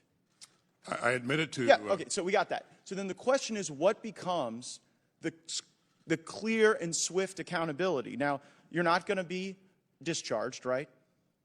No? That's right. Okay, you're not going to be suspended. You're not going to be demoted, and you're not going to have your pay cut. None of those things are going to happen to you, right? That's right. Okay, so you come here seeking some grace and some forgiveness. And I want you to know that one of the service members who you vax mandated out of the military sent me the parable of the unforgiving debtor. And it's in the book of Matthew, it's verses 21 to 35. The man fell down before his king and begged him, "Please be patient with me, and I will pay all the debt." Then his master, filled with pity for him, released him and forgave him of his debt. But when the man left the king, he went to a fellow servant who owed him a few $1,000s. He grabbed him by the throat and demanded payment. His fellow servant sat down and begged him for a little more time. "Be patient with me, and I will pay it," he pleaded. But his creditor would not wait. He had the man arrested and put in prison until the debt could be paid in full. When some of the other servants saw this, they were very upset. They went to the king and told him everything that had happened. And the king called the man who had been forgiven and said, "You evil servant, I forgave you that tremendous debt because you pleaded with me. Shouldn't you have mercy on your fellow servant, just as I had mercy on you?" Then the angry king sent the man to prison to be tortured until he had paid his entire debt. Mr. Secretary, you come to us seeking forgiveness, but you offer none. And it seems as though the pattern is repeated. You make a mistake, like on the vax mandate and here regarding your notification, then you get busted.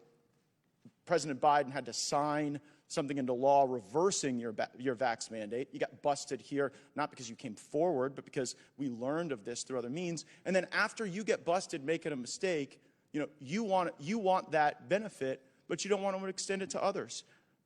This isn't swift or clear. You're not meeting your own standards that you set for yourself.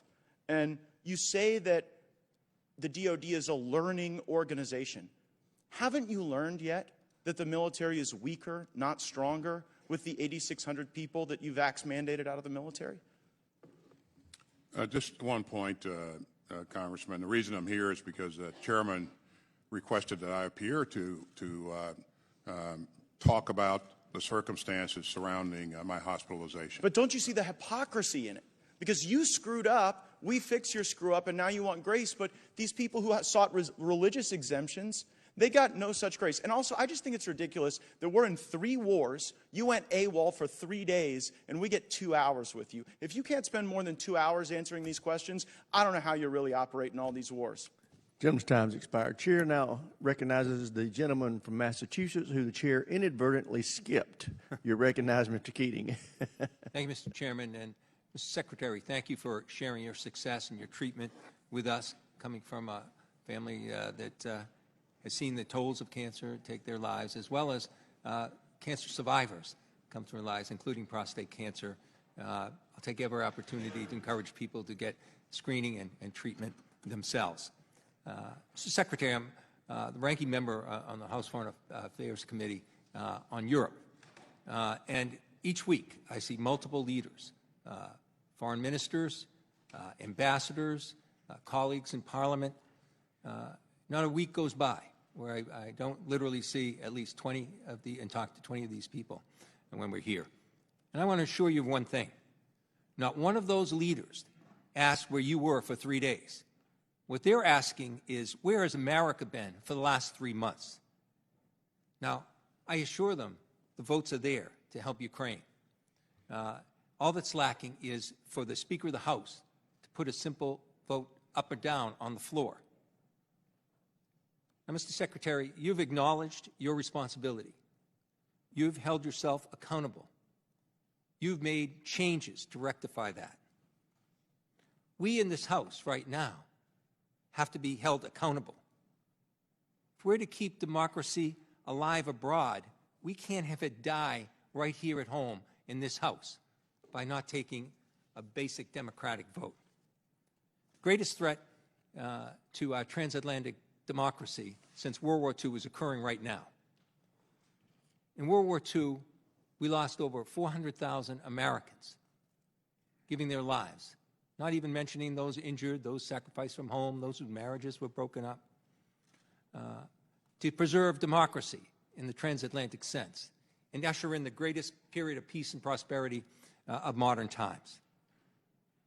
Right now, we are just mere stewards compared to their sacrifice, and it's a sacrilege to their memory and a danger to young American men and women who might be deployed, given our Article 5 NATO responsibility in a future war, not to act, and act immediately.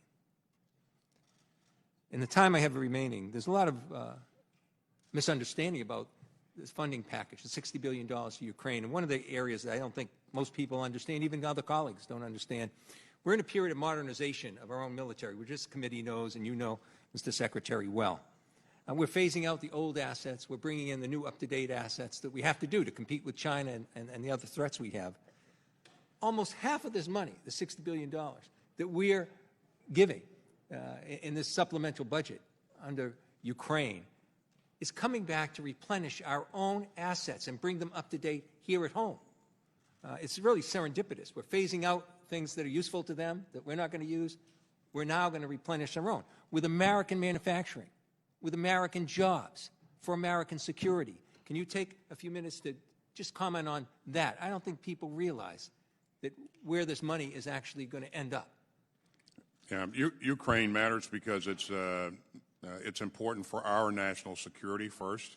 But you know, you're right, Congressman. The investment, or as we provide resources to Ukraine, we replace those resources with more up-to-date equipment in our own inventory, and that all flows through factories and in various states around this country. So there's billions of dollars that go into expanding our production lines and increasing our capacity. So this benefits us as much. Gentleman's time's expired. Chair now recognizes the gentleman from Florida, Mr. Waltz. Thank you, Mr. Chair. Mr. Secretary, we wish you continued improvement to your health, but This hearing today isn't about you. It's not about your privacy. It's not about what you desire. It's not about your health. This is about the chain of command and civilian oversight of the most powerful military in the world that's charged with keeping the American people safe. So I want to be sure that as the American people watch this, we have a couple of things clear. According to your report, it says, given the inability to provide timely communications to the Secretary while in critical care, the Secretary's military assistants agreed that the transfer authorities to the Deputy Secretary was necessary. Mr. Secretary, on January 2nd, at that time, when they made that decision, were you conscious? I was conscious, yes. Okay, so you were able to make that decision yourself. You were of sound mind to make that decision yourself. They did not have access to me to be able to. So there was then a disconnect for your ability to command the military through secure communications because they couldn't access to you, and correct? It was determined that, and they were advised by the doctors that they wouldn't be able to access or gain access to me, and so that's the tripwire to transfer authorities, and they followed a procedure. But let's talk about whether there was a break, because you've testified under oath there was no gap.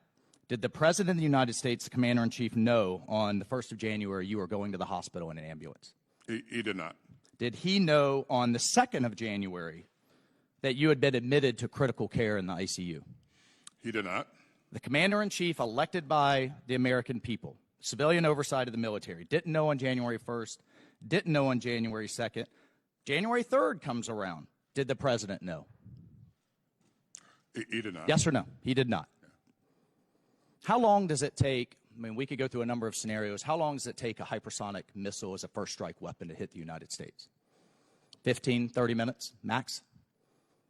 Well, you know, ICBM, I mean, it's commonly out there. ICBM from North Korea, 30 minutes, make a decision. So we've been clear that the notification was not adequate, but the transfer of authorities. Right. When is it? But the President of the United States, as the Commander-in-Chief, doesn't know for 3 days his Secretary of Defense is incapacitated and in critical care. Correct? In critical care, not incapacitated. And correct. The President of the United States doesn't know that his Secretary of Defense can't access secure comms, correct? He doesn't know. But the deputy is fully empowered and has full access to everything she needs. Mr. Secretary, who made the decision, just in the time I have remaining, who made the, so your report says the Assistant Secretary for Public Affairs was informed of the transfer of authority. Who made the decision for that individual to not inform the American people? I can't answer that. Again, did he make that decision? Did I make that decision? No. Did the Assistant Secretary for Public Affairs make the decision? I can't. You just had a 30-day review. You don't know who made the decision to not tell the American people? I know that he was aware on the 2nd. I don't know what decision-making processes that. To inform the public, you don't know today. You don't know who made the decision to not inform the public. I'm not sure that there was a decision to not inform the public. I know that he had the information. Mr. Secretary, in the time I have remaining, the Commandant of the Marine Corps had a medical incident and informed the American people and you. And here's what's missing here. This is not about process. You made this about process. This is about judgment and poor judgment. My teenage daughter knows to tell her supervisor if she's not going to work. The American people, truck drivers, bartenders, know they have to tell their boss or they get fired. But you've held yourself to a different standard, and that's unacceptable, Mr. Gentleman's time has expired. Chair now recognizes Jen Lee from Michigan. Hi, Mr. Secretary. Thanks for putting up with the outrage and the drama. I would just say, look, you made a mistake. You admitted it. You're taking steps to address it. And you want to know what accountability is. Accountability is having to come and sit in front of people and their outrage and their drama in public about your health issues and the mistakes you've admitted you've made when the entire world is wondering what the hell is going on with the United States of America. So if we want to talk about what's going on in national security and the greatest threat to national security, it's not that the Secretary of Defense screwed up and is cleaning up the mess. The greatest threat to national security is the polarization of the country and the fact that we can't explain to the world who we are and what kind of leadership role we want. So in that context, the whole world is trying to figure out what we're going to do next. Are we going to fund Ukraine to make sure that for the first time since World War II, we don't have an autocratic nation take over a democracy? First time. Are we going to send a signal to the Chinese and the Chinese government that we still want a leadership role in the in the world, and we're willing to back that up with strength, with force, and with action? We have got our soldiers being shot at in the Middle East by the Iranians. We've got a lot going on. And I would hazard a guess that the people who are most stridently dramatic about this issue are the very ones who have said publicly that they don't intend to support protecting Ukraine against Putin. They don't care about what's going on in Taiwan. They don't want that strong role in the world. They want to distract us with this and everything else that they're yelling about, because they are ceding our leadership role in the world. And U.S. leadership is far from perfect, but I would take U.S. leadership over Chinese leadership or Russian leadership any single day. So watch the outrage, and you can correlate that to how much they don't want to talk about their sucking up to their whoever, political masters, and denying the United States of America its leadership role that it has held since World War II. We are also sitting here unable to get a budget done, a budget for the whole government, not just the Pentagon. We're living on these now 1-week extensions, 2 months extensions, going on and on. If we're worried about competing in the 21st century on national security, if we're worried about drone attacks, using a $1,000 drone to hit our forces in places like the Middle East, we need to do things to adapt and fight. By not passing a budget for next year, the Pentagon is unable to do anything new. They're unable to start anything new. They're just holding on week by week, month by month, while we screw up our national security because we can't get our own house in order. This committee has always been a real calm in the storm when it comes to bipartisanship. So I would ask that when we come back together in a month and have a hearing with the Secretary, we focus it on the things that are actually important to national security, instead of denying this man the apology that he's made, the mea culpa that he's made, and get on to the business of the American people. I yield back. Gentlelady's time's expired. I would make the point that the chairman decided to call this hearing, and there is no stronger proponent of Ukraine funding than the chairman. Chair now recognizes the gentlelady from Michigan. Thank you, Mr. Chairman, and thank you for being here today. I just want to clear up a couple things that I think is really important, because we talked a lot about changes to the process. You spoke earlier, you're going to make 8 changes to the process. I think that's part of the problem, is we spend all this time putting together processes, but unless we're willing to follow them, the processes are really irrelevant. So I guess my first question is, you admitted that it wasn't really the process that was the problem, it was you, correct? I did not admit that. Oh, okay, then I misheard, I apologize. So what error did you make, if any? Well, first of all, I said that I didn't inform the president initially of my cancer diagnosis, and that was a mistake. In terms of the hospitalization, January 1st throughout, again, I was the patient. And so my expectation is that the organization inform the right agencies. That, okay, so maybe I didn't understood it. So as long as you inform somebody other than your boss to let the boss know, that is acceptable. Certainly informing the chief of staff, the White House, the National Security Advisor, I think they would immediately inform the president. So yes, so it really wasn't your fault, it was the staff's fault. So you informed the staff the staff made an error not to inform the president. I'm just trying to connect the dots. No. No, okay. The president, my chief of staff informed the National Security Advisor on the 4th of January, and then that notification followed through to the president. So in your opinion, you didn't make an error. It was the process that was the issue.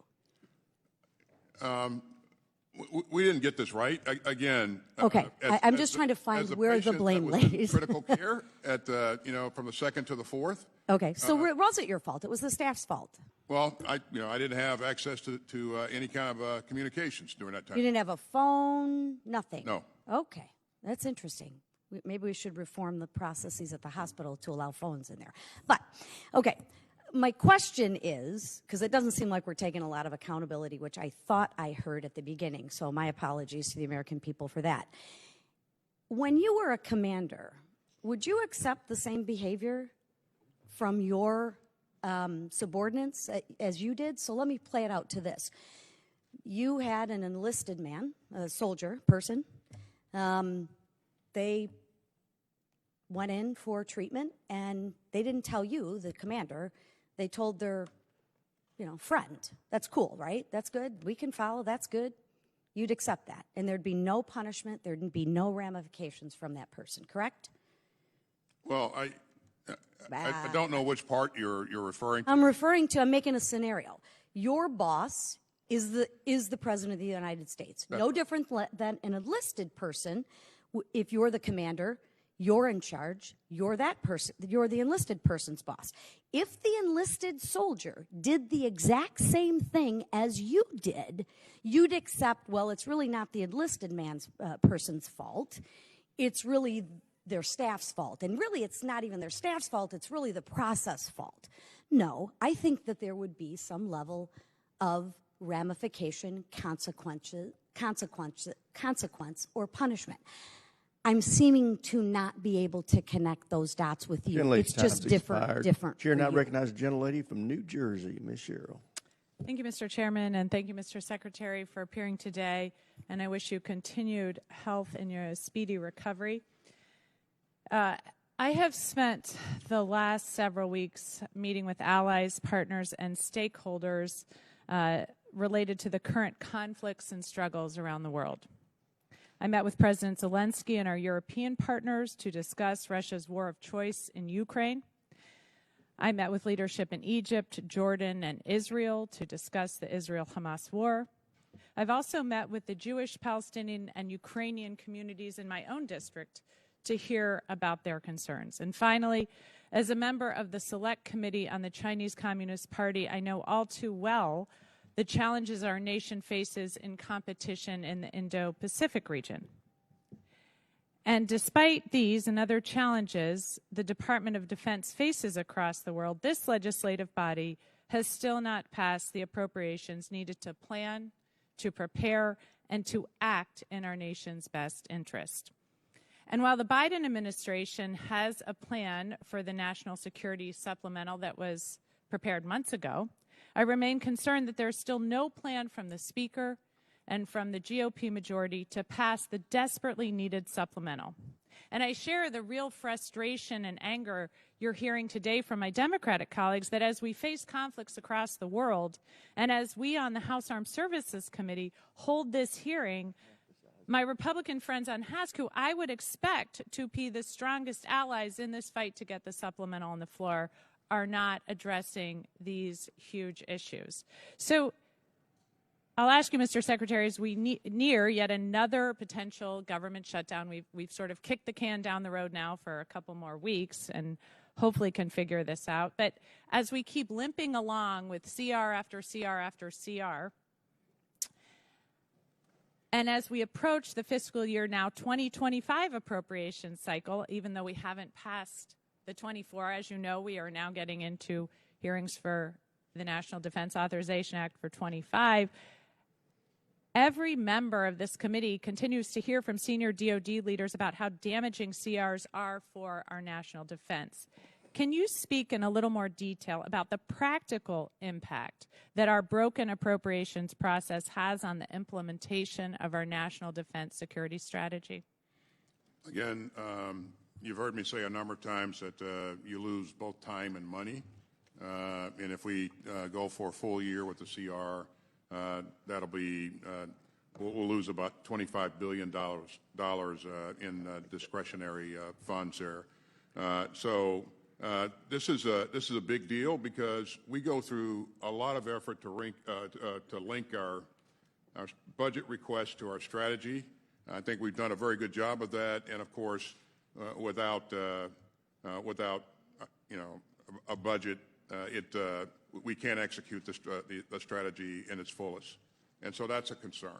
And again, as you look at the challenges around the world, our ability to do the right things to make sure that we maintain the edge in the Indo-Pacific, to help Ukraine counter Russia's aggression, and to do the things in the Middle East that we're doing to support Israel and to try to work to prevent the spread of a larger conflict.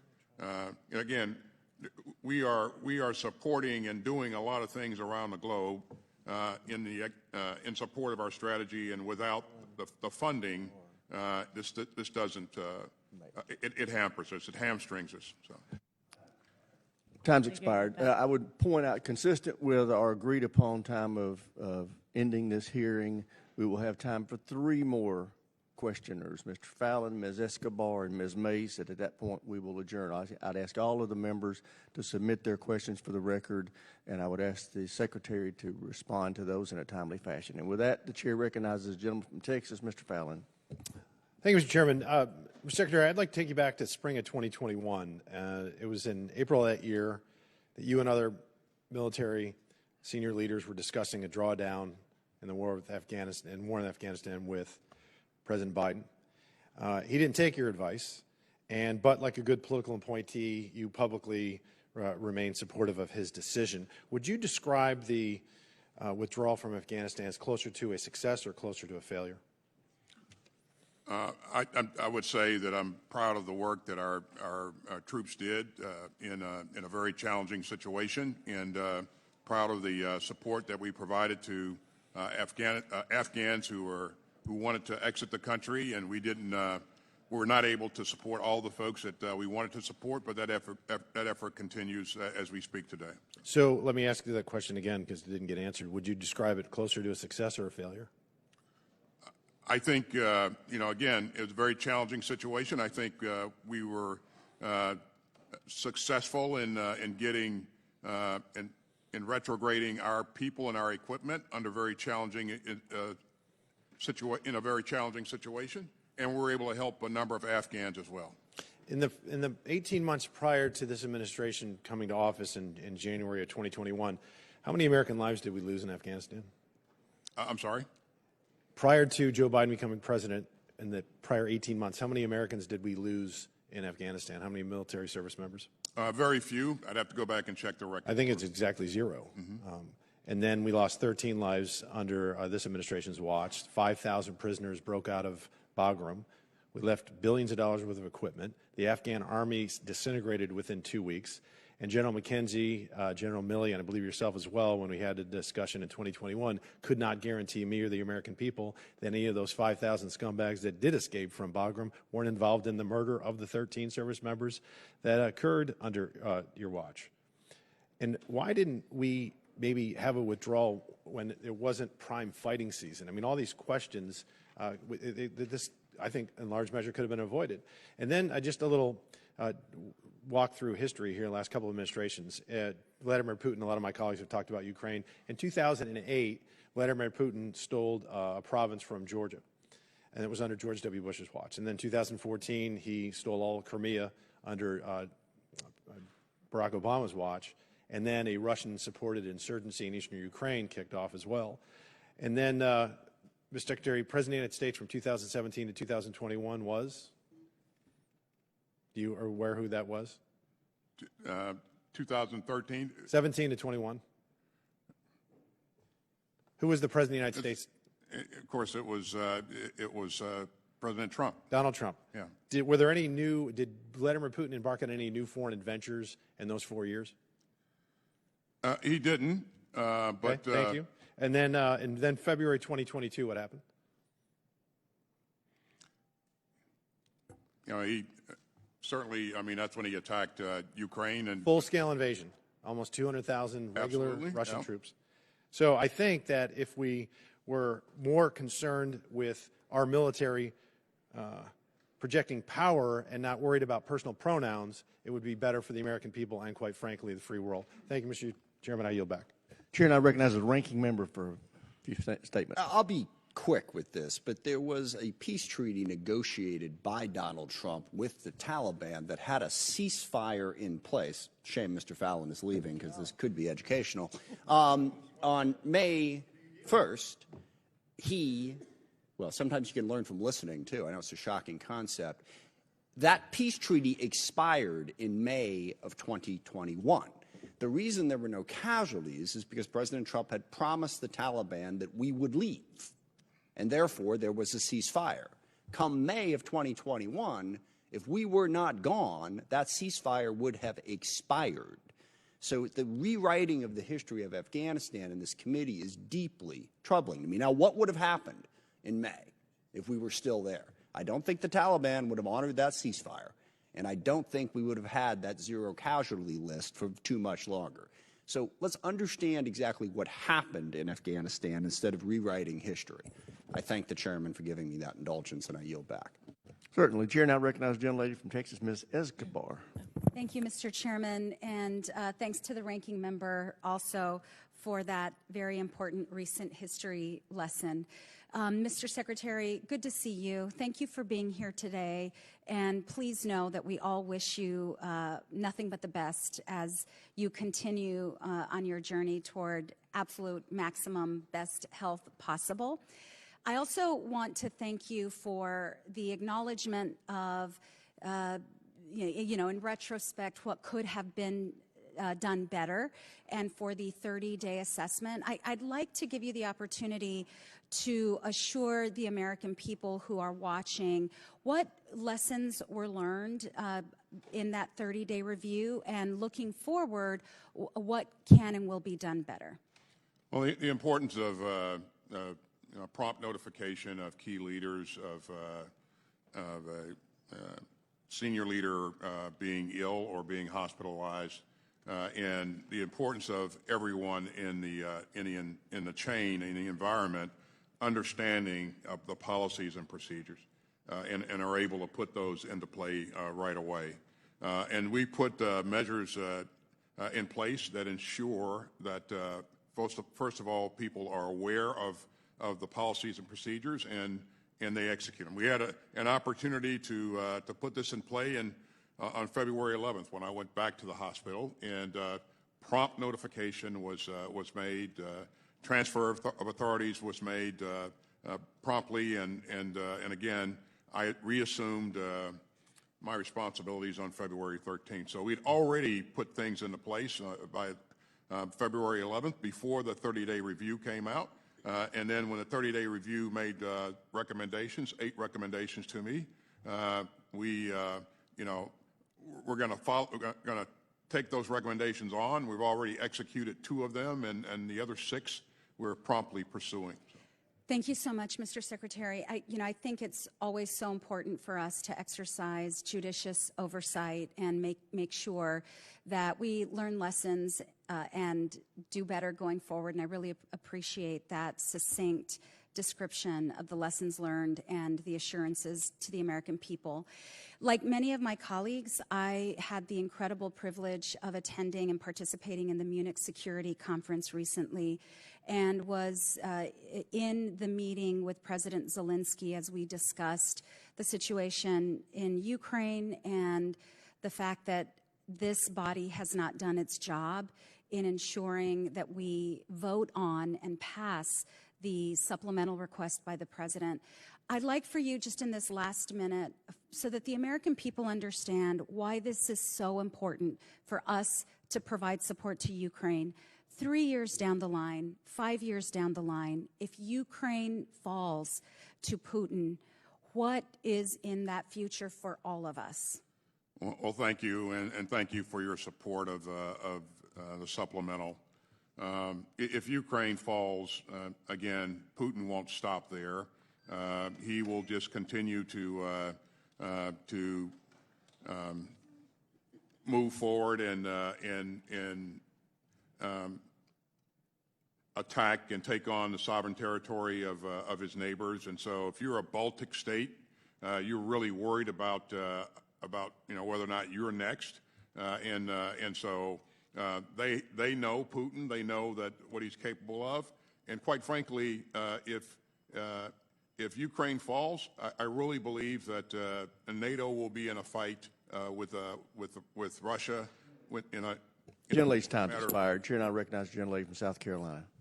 Thank you, Mr. Chairman, and thank you, Secretary Austin, for being with us today. Cancer is a serious illness, and we wish you the best in your recovery. I've been disappointed today in some of the responses. I do want to ask a question: when did you first receive your diagnosis? It was early December. And then who did you tell? Did you tell your staff when you received the diagnosis? I didn't. Again, as I said earlier. Did you tell your staff you received the diagnosis, yes or no? No, I did not. Okay. When did you learn that you needed surgery? Well, as soon as that diagnosis was made, you have. Okay, and then when did you tell your staff you needed surgery? When you found out you needed surgery, did you then inform your staff that you needed surgery? I didn't tell my staff that I needed surgery. When did you schedule the surgery? It was mid-December. Okay, and that was the December 22nd surgery? Yes. When you scheduled the surgery, did you when you go under surgery for prostate cancer, do you need to be totally knocked out, right? You can't be awake for the surgery. You have to be totally unconscious, right? And incapacitated, right? Yes or no? That's right. Okay, thank you.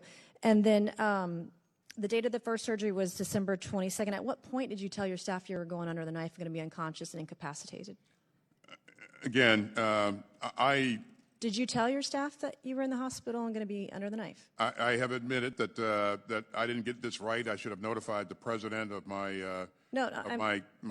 cancer diagnosis and my. So you didn't inform your staff in December when you had the December surgery that you were going to be incapacitated at all? I knew I was going to be incapacitated, and I transferred authorities to the deputy secretary. And then they had this emergency event. Well, that was January 1? That's correct. What time of day did that happen? Late afternoon. And then did you tell your staff late afternoon when it happened what was happening?